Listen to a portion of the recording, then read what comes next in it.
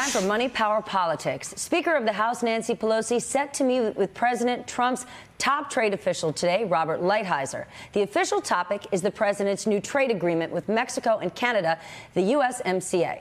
But the escalating trade war with China is likely to be discussed. Joining me now to go through this, CNBC senior analyst Ron Insana and CEO of Canary, Dan Eberhart. Dan, you are a Republican donor, you are a U.S. manufacturer, and you are a guy who buys a whole lot of stuff from China. So I must ask you, what do you think of what the president's doing? So I think that Trump has diagnosed the problem correctly, but what we really need is we need a tech transfer agreement, not an all-out trade war. I think that it's going to be very destabilizing to the economy, and I think that Trump is betting his presidency via the re-election on this trade war. But the president wasn't the first to diagnose it. President Obama did with TPP, and the president chose to tear it up. Yep. Bad idea. And I think, listen, one could argue successfully, as Dan does, that the problem is what the problem is. Forced technology transfer, the abuse of intellectual property rights, a whole host of other issues as well. Had the U.S. joined the Trans-Pacific Partnership, or TPP, we would have isolated China in its own backyard, updated NAFTA automatically as part of that process. And then if we joined with our allies and gone to the World Trade Organization, where we win 90 to 95% of our complaints, strength in numbers, we could have gotten China to change, I think, more effectively than these tariff wars will. Reminder, updating NAFTA, that's what USMCA is, NAFTA 2.0. Tell me what Republicans are saying. The president, as you said, betting his presidency on this, while Morgan Stanley said if these tariffs hold tight, we could face a premature recession. I think Republicans are shaking in their boots because there's no precedent here, there's no playbook, and there's, maybe there's an exit strategy we just don't know about, but we don't know about it. So I think if you're a Republican senator, a Republican congressman, and you're looking at your 2020 run and you're running under Trump, you've got to be awful curious how this is going to end and what it's going to play like. And I think in some states that are heavy in agriculture, I think this is a humongous deal.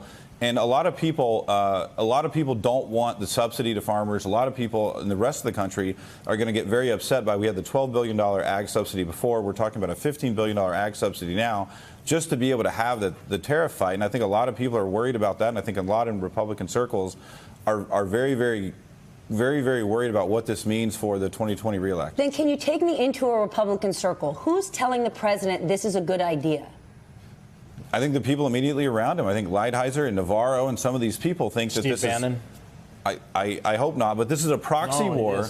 This is a proxy war. The trade war is a proxy war for an actual war where we are trying to establish or maintain geopolitical dominance over China.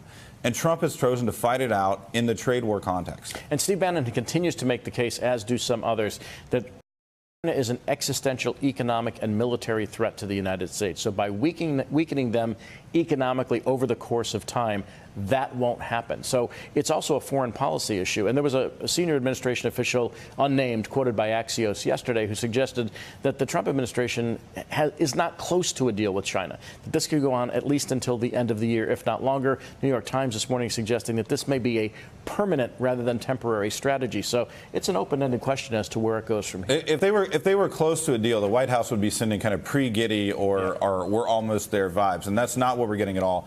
In fact, I was in China 3 weeks ago. They've switched from calling this a trade dispute to a trade war. In China, for the last 18 months, has called this a trade dispute.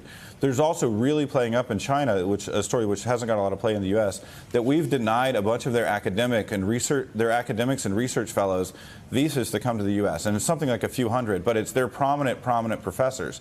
And that's getting a lot of play in China as being, the big bad U.S. is really thumbing its nose at China and insulting China, blah, blah, blah, blah, blah. And that's been getting a huge amount of play in China. So the president called it a squabble yesterday. Yep. Dan was just in China. They're calling it a war.